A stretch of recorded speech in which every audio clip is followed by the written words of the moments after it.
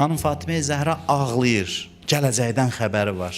Naləsi ucalır ki, yatmış vicdanlar oyansın ki, baxın uçuruma gedirsiniz. Bütün bəlaların əsası indi qoyulur. Gələcəkdə hamı sizin bu işinizə görə əziyyət çəkəcək. O cəmaatı Fatimənin naləsi oyatmadısa, çox namərd insanlar idi.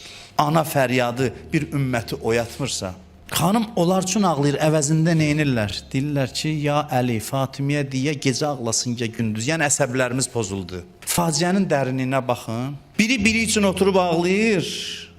O da deyir ki, ağlama. İstəmirəm səs-su eşidim. Həzrət Əli gəlir xanım Zəhraya bunu deyəndə deyir ki, onlara dinən az qalıb. Biraz da dözsünlər, az qalıb. Mən də tərk eləyirəm, dünyanı tərk eləyib gedirəm. Ondan sonra gəlir yenə də dua eləyir. Onlar ona arxa çevirir. İmam Həsən deyir, yuxudan dururdum, gecə ibadət eləyir. Üzünə qapını bağlayan Mədinəliləri dua eləyir.